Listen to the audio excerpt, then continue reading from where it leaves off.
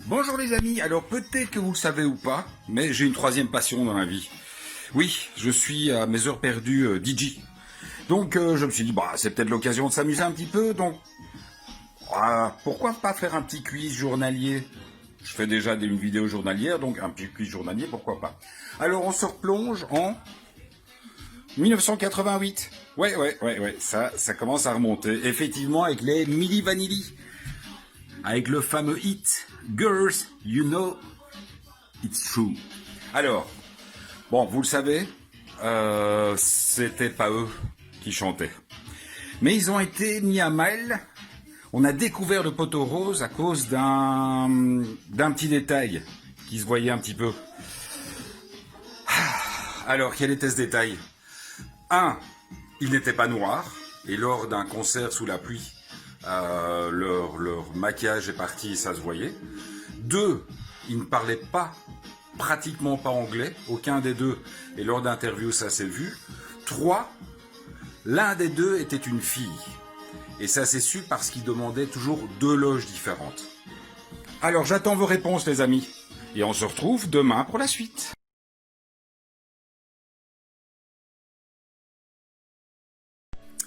Bonjour les amis, comme je vous l'avais promis, on se retrouve pour le deuxième quiz musical. Alors hier, bravo, tap, tout le monde a gagné. Ouais, vous avez raison. Milli Vanilli était un groupe franco-allemand. Bah ouais, et il n'y en avait aucun des deux qui parlait anglais. Donc il y a un moment donné, ça s'est vu. Aujourd'hui, on va repartir sur la chanson française. La chanson de qualité avec Jean-Jacques Goldman. Et avec un morceau que j'apprécie particulièrement, qui est Là-bas, en duo avec Sirima. Alors, qui est Sirima? Eh ben, il y a un secret derrière cette chanson, puisque Sirima, c'est quelqu'un qui a complètement disparu. Pourquoi? Ben, tout simplement parce que derrière ce nom Sirima se trouve en fait Stéphanie Monaco. Stéphanie Monaco qui n'a pas voulu que son nom soit mentionné sur le 45 tours. Ça, c'est la réponse A. La réponse B, c'est tout simplement que Sirima et Jean-Jacques Goldman ne se sont jamais entendus quant au droit de la chanson. Donc, elle est retournée dans le métro et Jean-Jacques Goldman a continué sa carrière. Réponse 3, Sirima, malheureusement, est morte sous les coups de son fiancé jaloux, qui n'a pas supporté qu'elle devienne connue. Voilà. Donc j'attends vos réponses, continuez à partager aussi, ça c'est très sympa parce qu'il y a plein de gens qui ont envie d'entendre ce qui se passe dans le quiz de Oli. On se retrouve demain, bisous les michetous.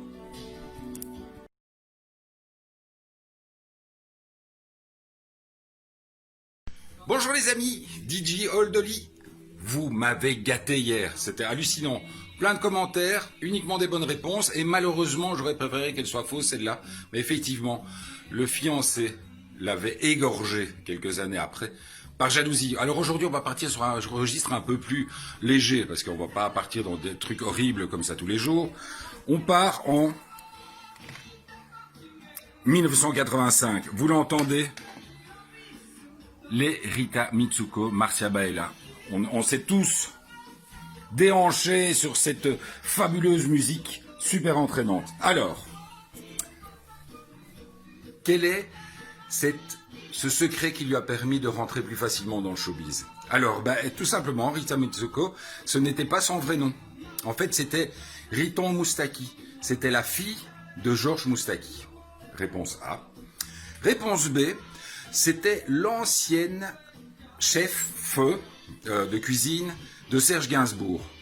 Et elle lui a un jour raté une recette de bouillabaisse, et ce qui leur a permis de se faire une grande engueulade sur le plateau de Michel Drucker. Réponse C, c'était une ancienne actrice de porno. Elle a débuté dans le porno, ce qui lui a permis d'avoir une engueulade avec Serge Gainsbourg. Ah non, celle-là j'ai déjà raconté. Enfin bon, je vous laisse réfléchir et on se retrouve demain. Je vais essayer de faire ça un peu plus tôt, comme ça vous pouvez faire les petites questions pour l'apéro. À demain les amis, ciao.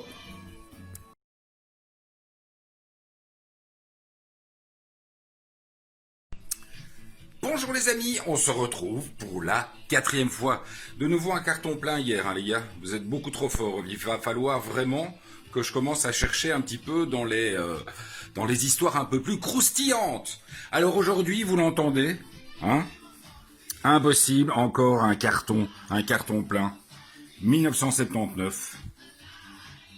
Patrick Hernandez, Born to be Alive. Je ne vais pas vous faire le coup de vous demander combien il gagne par jour, oui. C'est une réalité, Patrick Hernandez gagne entre 1000 et 2000 euros journellement pour uniquement ce morceau-là. Il est champion du monde. Bon, on va parler d'autre chose. Alors, attention aujourd'hui, ça se corse. Il y a peut-être plusieurs réponses possibles. Alors, Patrick Hernandez, Born to be Alive. À l'origine, c'était un slow. Oui, Born to be Alive. Réponse A. Réponse B. Ce titre a été mixé et produit en Belgique. Réponse B. Réponse C.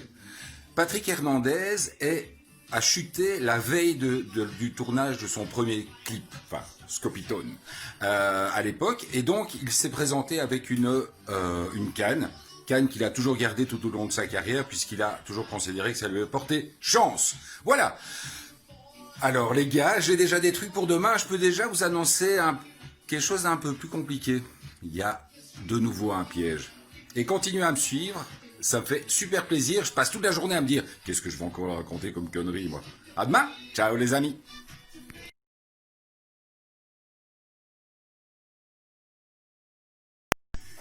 Bonjour les amis, DJ Old Oli, l'épisode 4 déjà. Je reconnais que c'était un petit piège hier. Il y avait deux bonnes réponses et contrairement à ce que vous avez pensé, la 3 n'était pas la bonne. La canne, il avait uniquement prise comme artifice parce que, comme à l'époque on faisait beaucoup de playback, il savait pas quoi faire de ses mains et donc ça lui permettait de faire un petit jeu de scène à la Freddie Mercury. Beaucoup moins bien évidemment. Donc, effectivement, les deux bonnes réponses étaient que au départ Born to be Alive était un slow et que, bien entendu, c'était arrangé, mixé et produit en Belgique, parce que personne en France n'a cru en ce morceau. Donc aujourd'hui, on part sur quelque chose d'un peu plus pointu. Malgré le fait que l'on parte sur Michael Jackson, hein, sur un morceau qui est sorti sur Dangerous en 92, si je ne me trompe, In the Closet. Alors, on va le refaire comme ça, quand même, pour que vous puissiez écouter. Au départ, Michael Jackson voulait quelqu'un qui parle en anglais avec un accent français. Alors, qui était-ce? Vous l'entendez là? Voilà, on l'a pendant longtemps appelé la Mystery Girl. Alors, qui était-ce? Ben, tout simplement, c'était, en réponse A, l'archétype de la française, c'est-à-dire que c'était Catherine Deneuve qui avait fait la première voix. Deuxième réponse, la réponse B, c'est Stéphanie de Monaco. Bah oui, j'avais aussi regardé le reportage sur les Inconnus hier. C'était fabuleux d'ailleurs, les 20 ans d'Inconnus. Troisième réponse, en fait, Michael Jackson n'a jamais réussi à trouver la voix qui lui convenait. Et en fait, c'est une voix de synthèse. Voilà, tout simplement. On se retrouve demain, les amis. Donc, vous avez remarqué que mes 14 heures sont plutôt passées à 11h30, donc je vais essayer tous les jours de vous envoyer ça vers 11h30 midi. Et bisous à Thierry. Ciao, les amis.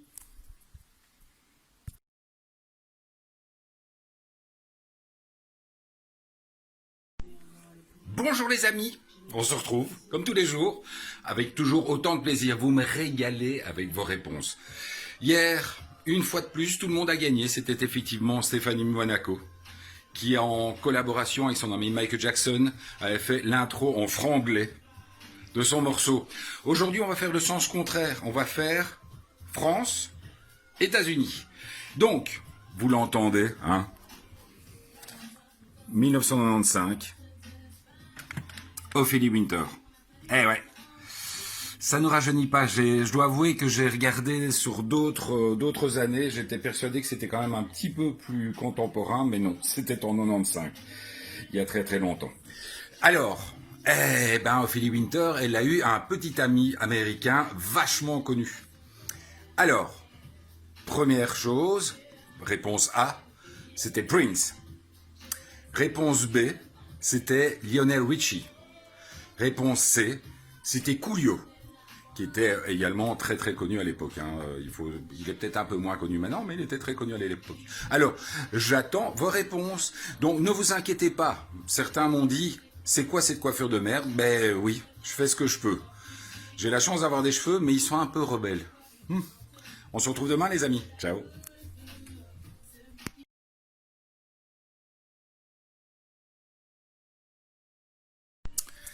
Bonjour les amis, on se retrouve une fois de plus de grand matin pour l'apéro, pour le petit quiz musical. Alors, oui, hier, effectivement, le Ophélie Winter était la petite amie de Prince. Bon, ce fut assez court, d'autant plus qu'elle n'avait que 17 ans. Donc quand ses copines partaient pour passer le week-end et peut-être aller au cinéma si tout allait bien, Ophélie Winter, elle prenait un jet privé et elle rejoint Prince aux États-Unis. Alors j'attends quand même la petite info de Yves qui nous a appris que Ophélie Winter avait chanté un morceau de Prince en français. J'attends l'info, je n'ai pas réussi à la trouver, donc voilà. Aujourd'hui, on fait un bond dans le temps et on change de continent pour passer en 1984. Oui, une fois de plus, ça fait mal. 84. Sultan Boy de Jimmy Somerville. Enfin, à l'époque, c'était les Bronski Beats. Après, il a fait les Commun Art, etc. Alors, si on se rappelle du clip vidéo, ça va être assez facile de trouver la réponse. Donc, réponse A. Dans ce clip vidéo, il fait un petit clin d'œil à son passé de nageur professionnel. Donc, ça c'est la réponse A. Réponse B, le clip vidéo était un appel pour rappeler les difficultés de la communauté gay à Londres. Réponse B. Réponse C, c'est grâce à ce clip que Steven Spielberg l'a repéré pour faire le rôle phare dans Tintin. Malheureusement, la réalisation a pris tellement de temps que finalement, lui est devenu trop vieux pour être Tintin. Donc voilà, la question du jour. J'attends vos réponses. Continuez à vraiment me régaler avec toutes vos réponses. J'adore ça. Et on se retrouve demain. À ciao les amis.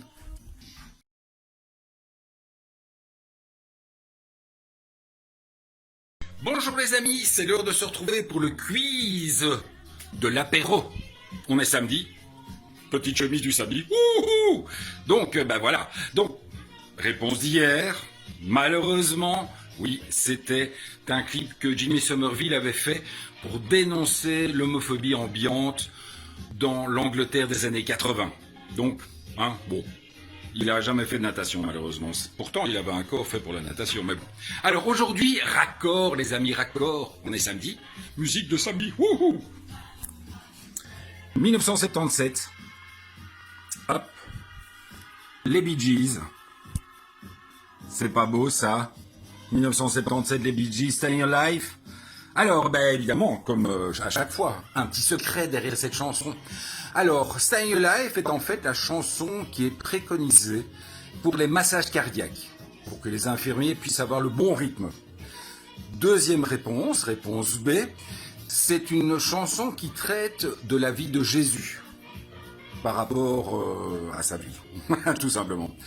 Réponse 3, en fait, les Bee Gees ont toujours utilisé une boîte à son pour avoir une voix aussi aiguë. Voilà. J'ai pas encore pris l'apéro, donc j'ai des petits problèmes de... On se retrouve demain pour l'apéro du dimanche, parce que on est bien obligé de prendre l'apéro tous les jours. On se retrouve à demain, les amis.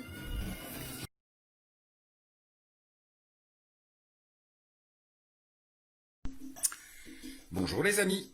Dimanche, 11h30, l'heure de l'apéro et l'heure du quiz musical. Alors hier, une fois de plus, vous m'avez régalé avec uniquement de bonnes réponses. Donc effectivement, Staying Alive et le tempo à avoir en tête pour faire le massage cardiaque. Alors, c'est pas uniquement pour le jeu de mots avec rester vivant, c'est aussi pour les 80 BPM, donc les 80 bits par minute qui est le tempo de Staying Alive. Il faut imaginer qu'à l'heure actuelle, Helmut Fritz, avec son remix de Ça m'énerve pour le confinement, tourne en 132 bits par minute. Donc quand on dit que le disco c'est rapide, on a un petit peu évolué depuis. Alors c'est dimanche, donc c'est le jour de Dieu, donc le jour de mon Dieu. Et mon Dieu c'est qui? Bien entendu, George Michael. sur son second album solo. Il a sorti Freedom. Alors pour ceux qui se rappellent du clip vidéo, il y avait un petit truc particulier dans ce clip. C'était quoi? Ben, c'était en fait que dans sa penderie, dans le clip vidéo, dans sa penderie, il brûle le t-shirt qu'il portait dans le clip Wake Me Up Before You Go Go, donc Choose Life. Réponse B, il n'apparaît pas dans ce clip. Réponse C, en fait par un procédé de morphing, il apparaît plusieurs fois dans le clip, mais toujours de manière cachée. Alors, attention, il y a un piège. Donc on se retrouve demain pour la suite, pour le quiz musical. Merci de me partager à Monaco. Je dis ça pour toi. Et puis bon, on se retrouve bientôt. Bon, on sait jamais que Stéphanie me voit un de ces quatre et m'envoie un message. Bisous les michtou. À demain.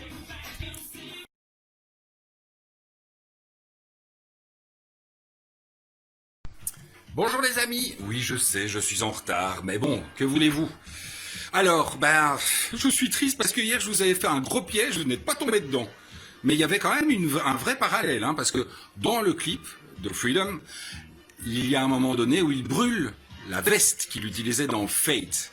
Donc c'était pas le t-shirt de Wake Me Up, mais c'était quand même, voilà. Mais bon, vous n'êtes pas tombé dans le piège, vous n'êtes pas tombé dans le piège.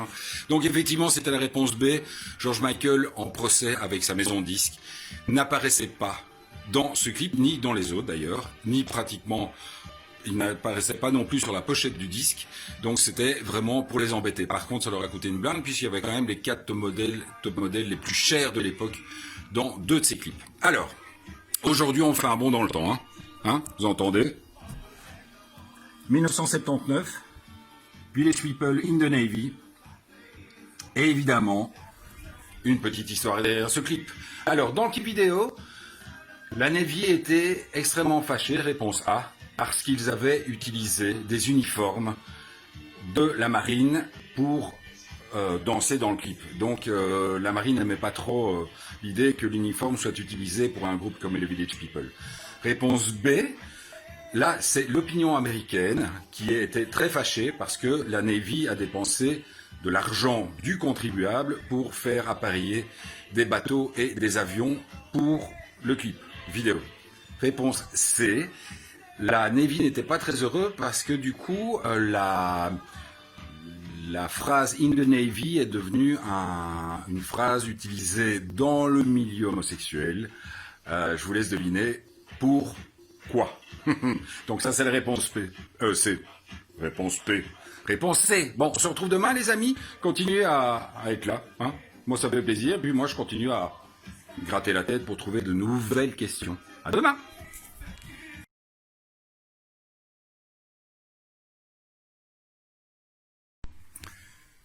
Bonjour les amis, bienvenue à votre rendez-vous journalier du quiz musical. Alors hier, oui, effectivement, la Navy s'est fait un petit peu remonter les bretelles parce qu'ils avaient débloqué de gros fonds pour appareiller au minimum 2 bateaux pour le clip vidéo des Village People dont ils comptaient se servir pour faire la promotion, pour remotiver les gens à s'enrôler dans la Navy. Donc voilà, ça c'était la petite histoire du clip vidéo. Aujourd'hui, on fait de nouveau un saut dans le temps, mais dans l'autre sens, puisqu'on passe en 94 pour ce morceau hallucinant qui est la Corrida de Francis Cabrel. Alors, c'est un morceau, je vous avoue que j'ai redécouvert, j'ai découvert le sens de la chanson dernièrement en suivant une émission télé et j'en suis tombé profondément amoureux.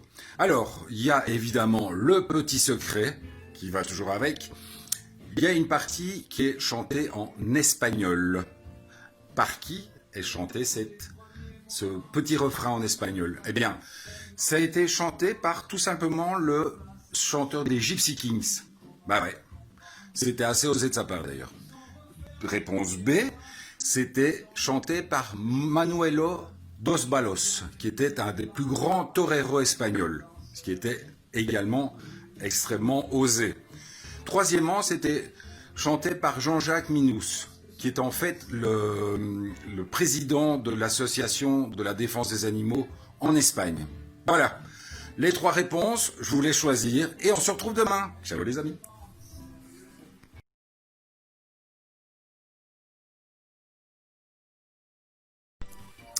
Bonjour les amis, le retour du quiz musical journalier de DJ Old Oli. Ça se voit Old.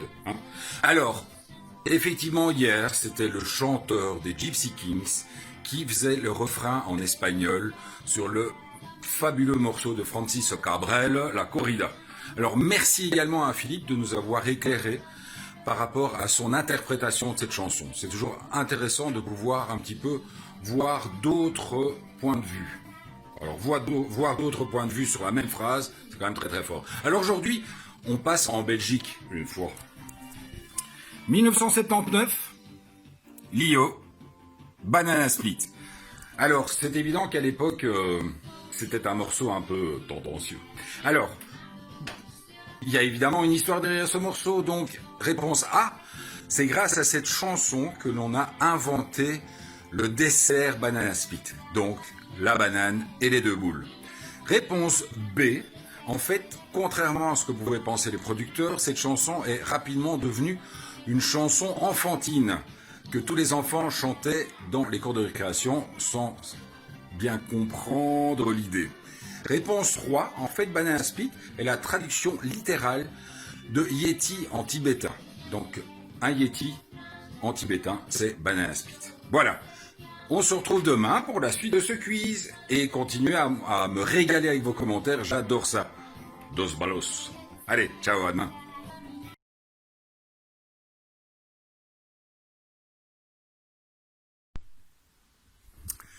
Bonjour les amis, on se retrouve pour notre quiz musical journalier. Oui, alors je voulais d'abord remercier Yves qui m'avait gentiment envoyé un message hier parce que j'étais en retard pour sortir la vidéo. Ça me fait super plaisir parce qu'au moins je me sens écouté. Alors, hier, on avait parlé de la grande musique belge. Et effectivement, les producteurs de Lio et de Banana Split ont été surpris de la tournure de cette chanson. C'est-à-dire que malgré que le texte soit plutôt explicite, eh bien cette chanson est devenue une chanson enfantine qui était chantée dans toutes les cours de récréation.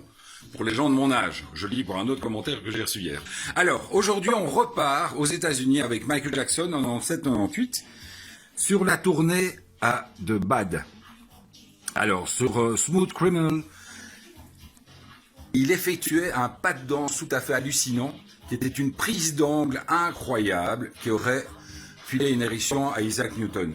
Et donc, en fait, évidemment, comment faisait-il? Alors, en fait, réponse A, c'était grâce à un entraînement journalier et hyper compliqué qu'il réussissait à prendre autant d'angles sans tomber. Réponse B, en fait, il y avait un système de contre-aimant dans la scène qui lui permettait, grâce à un autre aimant dans son chapeau, de prendre autant d'angles sans tomber en avant. Réponse C, en fait, il y avait des clous dissimulés dans la scène dans lesquels il bloquait ses chaussures et ce qui lui permettait de prendre autant d'angles. Voilà. Je vous laisse réfléchir. Alors, pour ceux qui découvrent tous les jours ce quiz, sachez qu'en fait, j'ai fait exprès de ne pas mélanger sur ma page perso d'autres infos. Donc il suffit d'aller sur ma page personnelle et vous allez retrouver tous les autres quiz. Alors même s'il y a les réponses, c'est toujours marrant. Vous pouvez tout à fait faire ça pour un apéro et vous tapez toutes les vidéos. Ça me fait plaisir.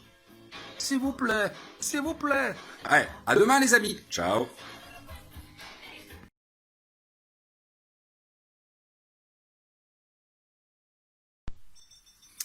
Bonjour les amis, on se retrouve pour l'apéro du 1er mai. Non, le quiz musical du 1er mai. C'est pas très bien ça. Bon, hier, une fois de plus, tout le monde a gagné.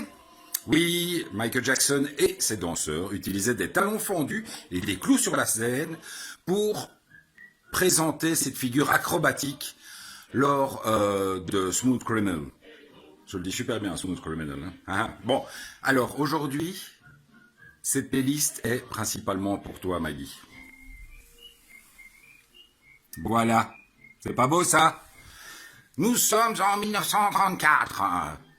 Blanche-Neige et les 7 nains vient de sortir sur grand écran. Bon, je vais arrêter cette voix de merde parce que... Hein.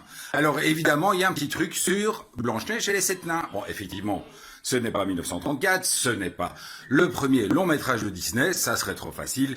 Il y avait quelque chose en plus. Alors, comme il y avait une grande partition musicale, chaque cinéma était obligé d'utiliser un orchestre philharmonique pendant la présentation. Ce ce qui revenait vachement cher. Réponse B, c'était la première bande originale de film, de dessin animé à sortir en vinyle, enfin en disque à l'époque. 3, il y a une version 2020 qui était préparée, qui est en préparation d'ailleurs. Ils ont un souci évidemment, puisque Hachoum est confiné. Bon, j'ai cité de la faire celle-là, mais bon, c'est dimanche, hein. Enfin, c'est vendredi. On se retrouve demain, les amis. Ciao.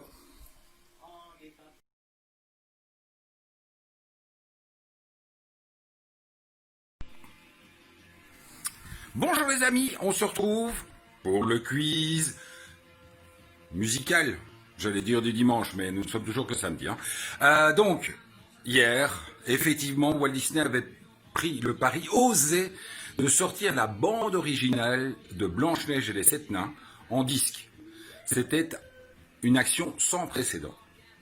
Alors, aujourd'hui, on repasse sur la grande musique belge. Hein. Vous avez déjà eu Lio. Là, aujourd'hui, vous l'entendez en fond. Plastique Bertrand, 1979.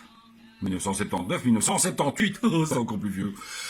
Ça plane pour moi. Une fois de plus, un 45 tours qui a une petite histoire. Alors, effectivement, pendant très longtemps, il y a eu une grosse bagarre juridique pour savoir qui chantait réellement Ça plane pour moi.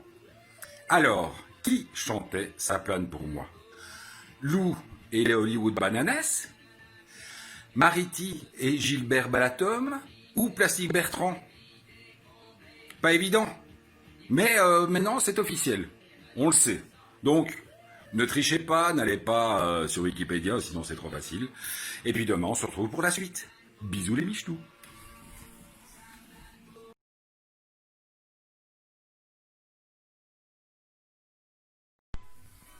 Bonjour les amis, bon dimanche à tous. Waouh. Hier, pour moi, la cause de Plastique Bertrand était entendue, mais effectivement, il y a eu 2 jugements. Un premier en 2006, où il était considéré comme l'interprète de Ça plane pour moi, et puis un second jugement en 2010, où effectivement, c'est Lou Derrick qui est l'auteur. Pour moi, ça a toujours été Lou Derrick qui chantait, mais bon, a priori, ça se combat encore sur Wikipédia. Ah. Bon, on repasse en 77. Herbert. Honte sur moi, j'adore ce morceau. Franchement, j'ai toujours adoré ce morceau. Mais évidemment, c'est pas lui qui l'a écrit. Alors, qui a écrit Pour le plaisir? Jean-Jacques Debout, le mari de Chantal Goya. Réponse B, Rocco Siffredi, l'auteur de Il m'en reste un peu, je vous la mets quand même. Réponse C, Julien Lepers de Question pour un champion. Pas évident, mais il y a moyen de trouver. Ne cherchez pas sur Internet ou sinon c'est trop facile. Bon, je pense que c'est peut-être aujourd'hui peut-être le dernier quiz puisque tout le monde reprend le boulot normalement demain. Je verrai un petit peu vos réactions. Allez, en tout cas bon dimanche. Ciao les amis.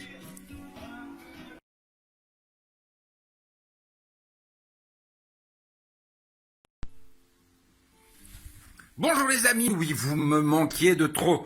Puis j'ai quand même reçu une flopée de messages, enfin un, qui m'a demandé de continuer à faire ce quiz musical. Donc, on va se retrouver 2-3 fois par semaine, hein, tranquille. Alors, effectivement, c'était Julien Lepers qui avait écrit pour Herbert, Pour le plaisir. Il a d'ailleurs refait ça quelques temps plus tard pour Amoureux fou. Chanté avec Julie Pétry, si je ne me trompe. Alors, on va rester dans le concept des slows. Des skate-braguettes, comme on dit en Belgique. Parce que ça, c'est imparable. Rock voisine, Hélène. Hop, ça c'était quand même extraordinaire. Alors, vous ne devinerez jamais. Il y a un piège.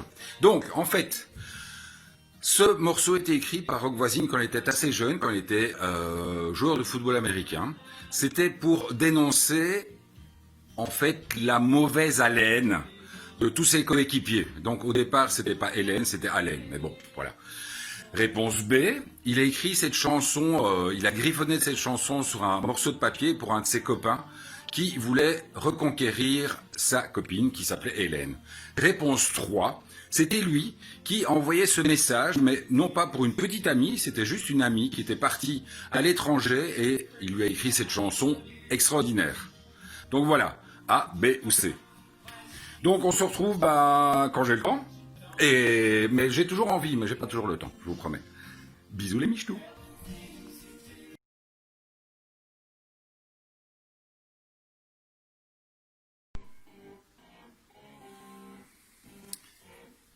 « 1972, on va quand même s'écouter le riff original de Deep Purple. Smoke on the Water. Bon, alors, ben oui, vous m'avez trop gâté. C'était vraiment très très sympa hier d'avoir tous ces nouveaux commentaires, etc. Donc, je pense que, comme moi, vous aimez ce petit quiz musical. Merci. Donc, comme on me l'a fait remarquer hier, effectivement, Rock Voisine n'était pas un joueur de football américain, c'était un joueur de hockey. Et il avait effectivement écrit cette chanson pour un de ses copains de club qui voulait un petit peu épater sa copine qui s'appelait Hélène et qui était, j'espère, séduite par ce slow d'anthologie. Alors aujourd'hui, effectivement, Deep Purple, 1972, la grande époque de la drogue, ça n'a pas changé. Donc, il faut savoir qu'il y a encore quelques années, c'était le morceau qui était le plus passé dans les radios au monde. Parce que justement, ça peut vraiment passer sur n'importe quelle radio, généraliste, art rock, etc. Parce que c'est tellement intemporel comme morceau que voilà. Donc ça, c'était pas la question. La question, c'est Smoke on the Water. Pourquoi? Ben tout simplement, réponse A, parce que le chanteur adorait fumer des ouinges, des bédos, enfin tout ça dans son bain. Donc Smoke on the Water, on comprend. Réponse B, c'était par rapport à leur Texas natal, avec évidemment tout ce qui était comme sortie d'eau chaude, les geysers, qu'on trouve beaucoup dans le désert. Non, ça rime en plus. 3, c'était par rapport à l'incendie qu'il y avait eu lors du festival de Montreux, où ils jouaient. Smoke on the Water. Voilà, on se retrouve, pourquoi pas demain, je vais voir, on sait jamais. Bisous les michelous.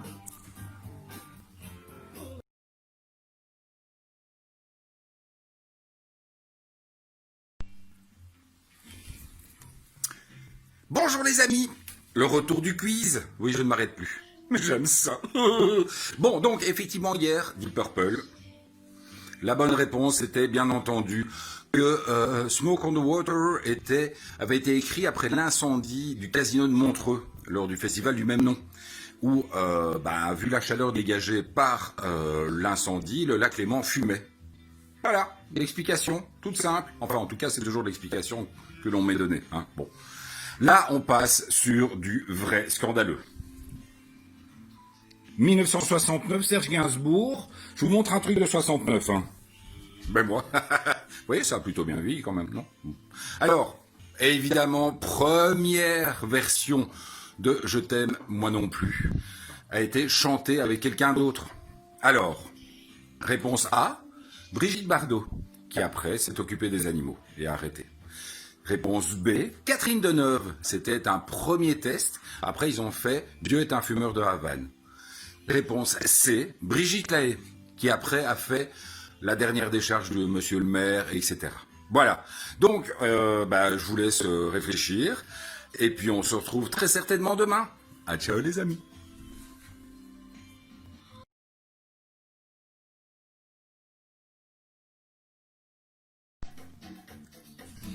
Bonjour les amis, c'est samedi. Allez-y, prenez vos glaçons, votre verre et votre apéro. Je suis là pour le quiz musical. Alors hier, hein? Non, pas toi Jacques. Tu n'es pas tombé dans le piège. Ah bah si. C'était Brigitte Bardot qui était la co-interprète de Je t'aime moi non plus avec Serge Gainsbourg. Elle est passée une seule fois à la radio en 67 et puis elle a souhaité se retirer du projet. Donc c'était réenregistré avec Jane Birkin. Mais c'était vraiment Brigitte Bardot. Alors aujourd'hui, l'un des morceaux qui m'a réellement donné envie de devenir disjockey. La Lambada. Ouais, 1989. Waouh. Oui, ça m'a vraiment envie de devenir disjockey parce que je danse tellement mal que ça me faisait chier d'être ridicule tout le temps sur la piste de danse. Alors en tant que disjockey, vous n'avez qu'à faire. Et tout le monde trouve ça génial. Donc, Aujourd'hui, et c'est samedi, on corse un peu, comme dirait Fiori. Donc il y aura peut-être plusieurs réponses pour cette question. Alors évidemment, il y a une histoire avec Kaoma. Donc Kaoma, en fait, l'un des deux producteurs avait pris un pseudo colombien, un pseudo colombien en deux mots, hein, donc un nom colombien, pour pouvoir toucher la totalité des royalties de ce morceau, qui n'est évidemment pas un morceau qu'il a écrit lui-même. C'est un morceau qui est repris de la culture colombienne.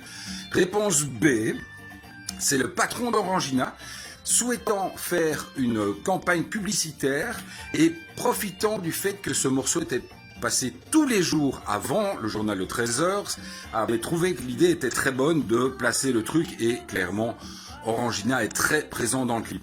Réponse 3, Kaoma est morte assassinée. Assassinée, elle a d'abord été rouée de coups lors d'un cambriolage et puis brûlée vive dans sa voiture. Ah, alors là je vous ai fait 3 réponses méga longues les gars. Donc au boulot et santé, on se retrouve demain. Ciao les amis.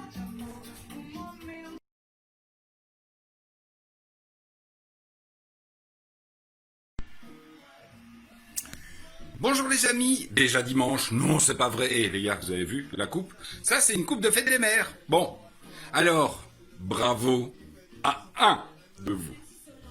Il a réussi à trouver que, effectivement, les réponses d'hier étaient toutes les 3 bonnes. Oui, donc, un des producteurs de Kaoma avait décidé de piquer le morceau à un petit groupe colombien qui chantait déjà la flûte de Pan, la lambada, et pour réussir à choper tout le pognon, s'était inventé un nom, style Chico de la Vega ou un truc comme ça, et malheureusement, en fait, Paris Match essaie de retrouver le compositeur originel du morceau, et c'est finalement, à force de recherche, il n'y avait pas Internet à l'époque, a réussi à se rendre compte que c'était un des 2 producteurs qui avait pris un pseudo. Alors oui, c'est vrai aussi que c'est le patron d'Orangina qui, souhaitant faire une campagne de pub personnalisée, avait demandé au producteur de sortir un morceau où il pouvait mettre en avant sa boisson. Et c'était bien fait parce que ça se voyait vraiment très fort. Et oui, malheureusement, Kaoma, effectivement, est décédé il y a quelques années. Lors d'un cambriolage, a été roué de coups et brûlé vif dans sa voiture. Donc oui, c'était les 3. Alors aujourd'hui, on va faire un truc que je fais rarement.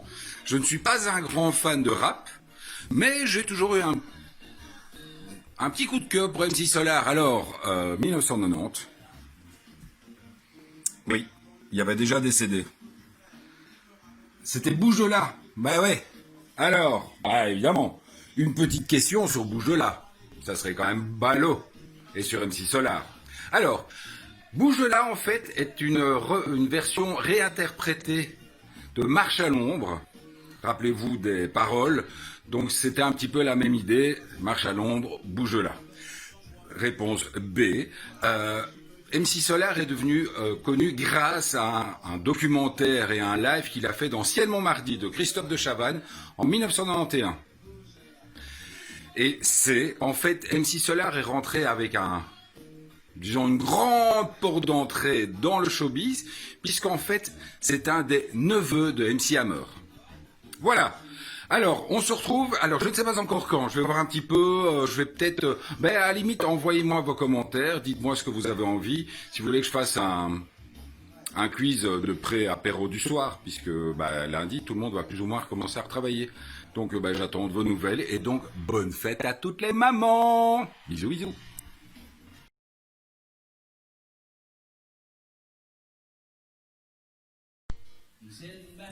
Bonjour les amis, on se retrouve pour l'heure de l'apéro. Je suis déguisé, vous allez comprendre tout de suite pourquoi. Alors, pour en revenir à Max Soleil, bien entendu MC Solar, je l'ai découvert comme beaucoup un soir avec De Chavannes dans Ciel Montmardi, une émission sur le rap. Un truc qu'on ne connaissait pas, déjà des noirs à la télé on n'en voyait pas souvent, même dans les années 90, donc c'était un choc.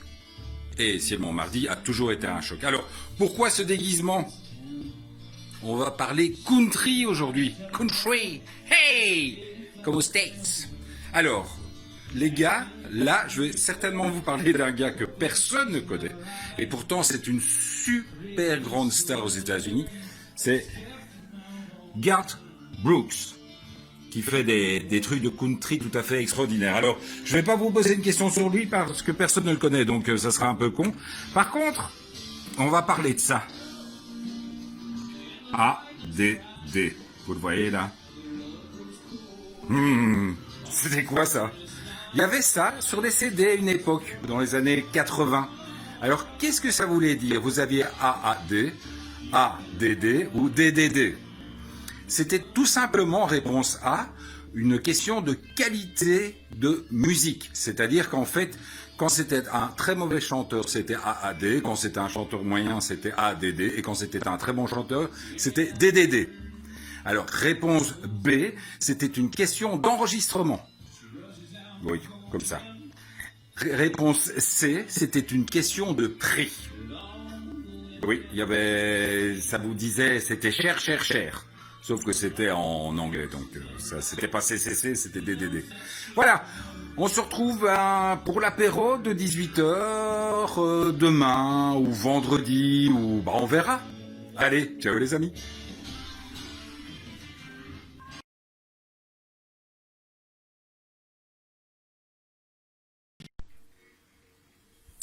Bonjour les amis. Oh, c'est beau ce mixage quand même, hein. Pile poil. Alors, voilà. Hier, j'avais un peu oublié que j'ai le public de passionnés. Et donc, effectivement, vous n'êtes pas tombé dans le piège. D'ailleurs, pas réellement de piège. Je pensais juste que vous ne vous rappeliez pas du concept de AAD, ADD et DDD. Donc, les trois lettres décrivaient en fait si ça avait été enregistré, mixé et mis sur compact disque ou enregistré, mixé à partir d'un vinyle, etc. Donc, si je ne me trompe, j'espère que, donc, je pense que c'est Dire Straits qui était le premier à sortir un compact disque en digital, qui était Brother in Arms. Alors, aujourd'hui, on saute en 87. Vous l'entendez ? Comme le terminant de cette petite Vanessa Paradis là. Eh bien donc Joe Taxi, évidemment, petite anecdote par rapport à Joe Taxi. Donc Joe Taxi est sorti grâce à la fanitude, c'est beau ça, hein, de Vanessa Paradis envers Sophie Marceau, et elle était au bon endroit au bon moment. Réponse B, Joe Taxi en fait c'est tout simplement le papa de Vanessa Paradis qui était chauffeur de taxi. Réponse C, Joe Taxi existe bien, mais c'est une femme. Voilà. Je vous laisse réfléchir et je crois qu'on va pas se retrouver demain. Peut-être samedi. Parce qu'il faut que je me creuse encore un peu la tête. Bonne soirée les amis, ciao.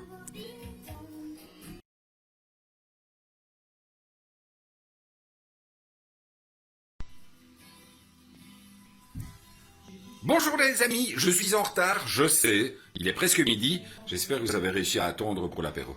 Bon, on en revient à la réponse de Vanessa Paradis. C'était un vieux quiz déjà, hein. J'ai presque dû rechercher. Alors, il y avait un piège, oui, il y avait deux bonnes réponses. La première, donc effectivement, Vanessa Paradis, grande fan de Sophie Marceau, qui à ce moment-là excellait dans la boom et avait été... elle enregistrait un album dans un studio parisien. Grande fan, elle avait réussi à se retrouver en même temps que Sophie Marceau dans le studio. Bon, elle était évidemment plus jeune qu'elle, mais elle était, comme elle chantonnait un petit peu dans le studio, elle était repérée et on lui a proposé d'enregistrer Joe Taxi. Première réponse, donc la A. Et la C était également bonne puisque Joe Taxi, effectivement, est une femme, chauffeur de taxi à Paris, très connue dans le milieu et grande amatrice de musique de qualité. Et en fait, en transportant le Étienne Rodagil, un grand parolier français, eh bien, le gars était surpris de la qualité de la musique qu'elle passait dans son taxi et a décidé de lui écrire une chanson. Voilà. C'était un petit peu long comme explication, mais bon, hein, c'est pas parce que c'est samedi qu'on peut pas apprendre de nouvelles choses, j'espère. Alors aujourd'hui, Claude Dubois. Claude Dubois.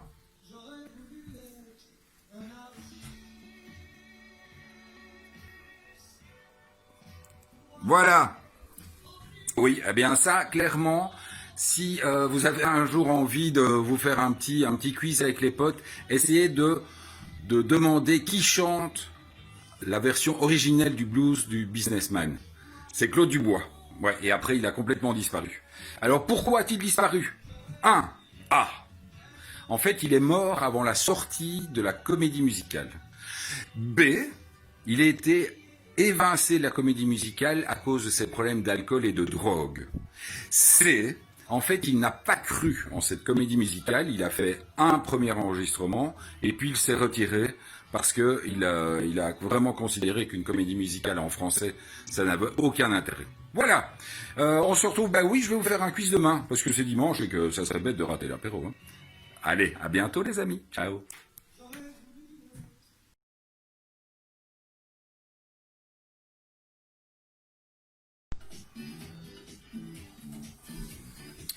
Bonjour les amis. Ne serait-ce déjà pas l'heure de l'apéro? Oui. Mais d'abord, répondre au quiz. Donc hier, oui, bah effectivement, vous n'êtes pas tombé dans le piège. Ce malheureux a quitté la comédie musicale à cause de ses petits problèmes, principalement de drogue, mais il picolait en plus. Pas bien, pas bien, pas bien. Alors aujourd'hui, on va rester dans le Claude. Mais là, on va passer à une étape au-dessus. Claude François. Vous entendez depuis. Alexandra. On voit déjà le CD 10 ans déjà, donc ça doit pas être un nouveau CD. Hein. Donc, évidemment, petite histoire par rapport à Alexandra. Alors, réponse A. En fait, c'était un texte pratiquement autobiographique, puisque en fait, il parlait de son Égypte natale. Réponse B. C'était un texte autobiographique, effectivement, puisqu'il parlait d'une nuit torride avec Alexandrie et Alexandra. Parce qu'il aimait bien... Enfin bon. Ne tombons pas dans ces histoires malsaines. Réponse 3. Ce 45 tours est sorti après sa mort. Ouais, c'est... Pourquoi pas, hein? Y a pas de raison. Donc, je vous souhaite un bon dimanche, et puis on se retrouve bientôt. Ciao les amis.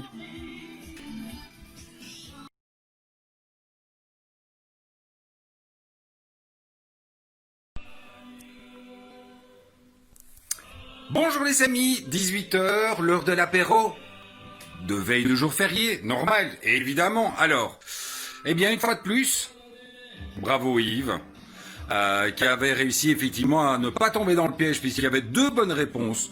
Alexandra était effectivement un hommage à la ville dans laquelle Claude François est né, puisque c'était un Français exilé en Égypte pour la construction du canal de Suez.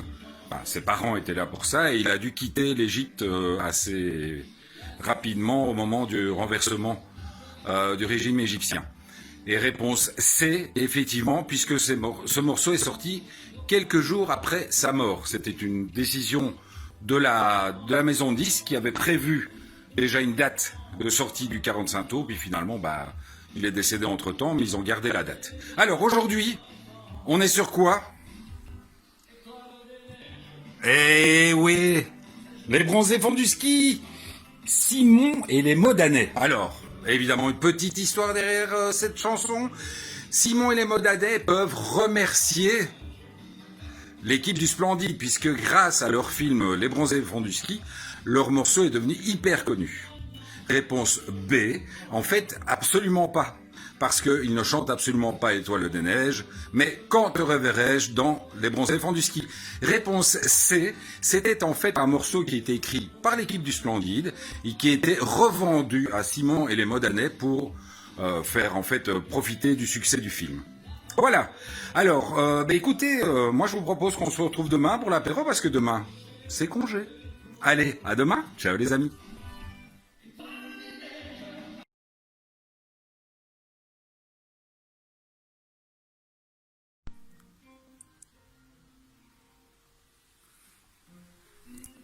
Bonjour les amis, l'heure de l'apéro, les glaçons, la neige. Oui, justement, grâce à nos bronzés fonds du ski d'hier, vous aviez entièrement raison. Dans la chanson qui est chantée dans Les bronzés fonds du ski, c'est non pas l'étoile des neiges, mais Quand te reverrai-je, tout simplement pour une question de droit d'auteur, parce que ils se sont dit que c'était un peu con d'aller dépenser de l'argent pour acheter la chanson. Ils ont juste réécrit les paroles, ce qui était très à la mode à l'époque, puisque ce que nous entendons derrière, c'est Mike Brandt avec Dis-lui, donc qui était une traduction, enfin même une traduction musicale de Dreaming, parce qu'effectivement Dreaming et Dis-lui, ça veut pas dire exactement la même chose.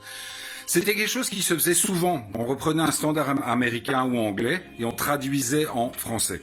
Pour le coup, évidemment, Mike Brandt, il y a la petite histoire qui va derrière. Donc, réponse A, en fait, Mike Brandt ne comprenait absolument pas ce qu'il chantait. Il apprenait les chansons phonétiquement parce qu'il ne parlait pas français, donc il chantait n'importe quoi. Réponse B, c'est pour lui que R. Kelly a écrit I Believe I Can Fly. Réponse C, il a tenté 2 fois de se suicider dans sa vie. La seconde fois, malheureusement, il a réussi. Et la première fois, il était sauvé par 2 choses. Il a sauté d'un balcon, ses bottillons se sont coincés dans la rambarde de sécurité, ce qui l'a freiné. Et puis, il était sauvé par le haut vent de l'hôtel dans lequel il séjournait. Quand ça veut pas, ça veut pas. Voilà. Donc, la bonne nouvelle, les amis, parce qu'on va bientôt se retrouver. Là, on est jeudi, on se retrouve déjà samedi. Bon apéro, les amis. Ciao.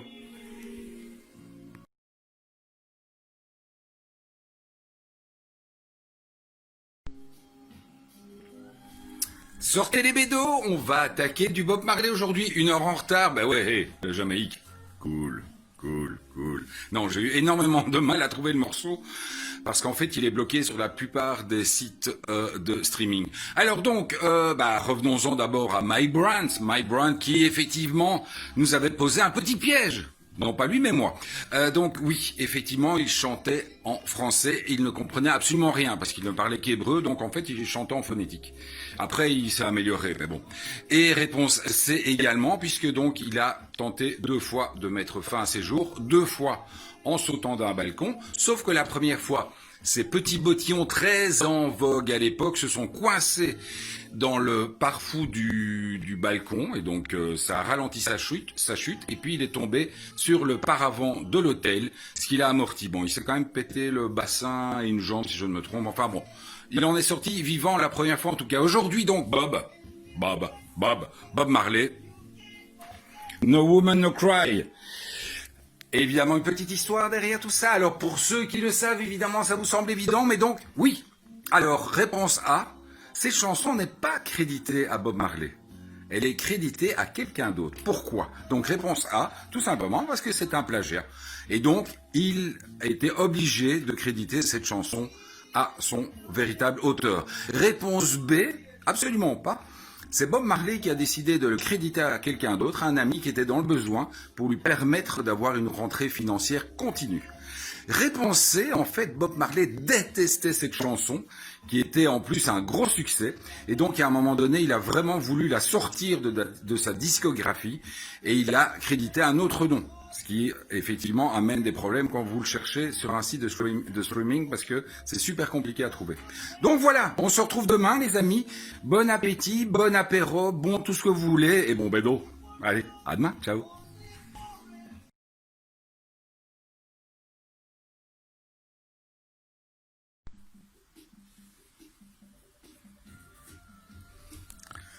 Bonjour les amis. L'heure de l'apéro, l'heure du quiz musical. Je suis là. Vous êtes là, tout le monde est là. Alors, hier, oui, effectivement, Bob Marley, le mec le plus cool de la Terre, avait crédité un de ses amis sur le morceau No Woman No Cry, ce qui lui a permis de se mettre bien pour toute sa vie, puisque c'est un morceau qui a vraiment très bien marché, et donc ça lui rapporte encore à l'heure actuelle des royalties assez énormes. Alors aujourd'hui, on part sur vraiment les années 80, les années un peu New Wave, etc., avec Orchestral Manoeuvre in the Dark, OMD pour les intimes, Enola Gay, avec bien entendu une histoire derrière.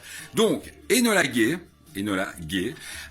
donc c'était en fait le coming out du chanteur d'OMD qui mettait en avant son homosexualité de la Enola Gay. Alors, pas du tout, donc réponse B, Enola Gay était tout simplement le nom de l'avion qui transportait la bombe A, qui était balancée sur Hiroshima, donc la première bombe nucléaire qui était balancée dans les années 45. Réponse C, absolument pas, aucune des 2 premières. La réponse C est encore beaucoup plus simple. Enola Gay était le petit nom de la maman du chanteur. Je ne sais pas si elle devait bien le prendre, mais enfin, en tout cas, c'est quand même sympa de la part de son fils d'avoir fait une chanson sur sa maman. Voilà, on se retrouve bientôt les amis. Bonne journée à vous. Ciao.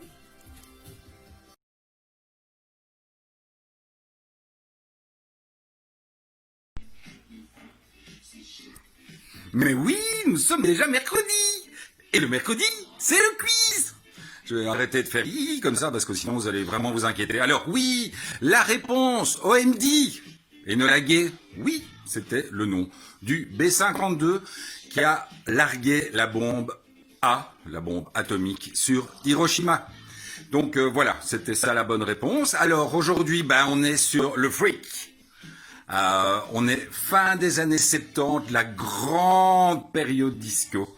Et un des morceaux les plus connus de Chic. Évidemment, une histoire derrière ce morceau, le freak.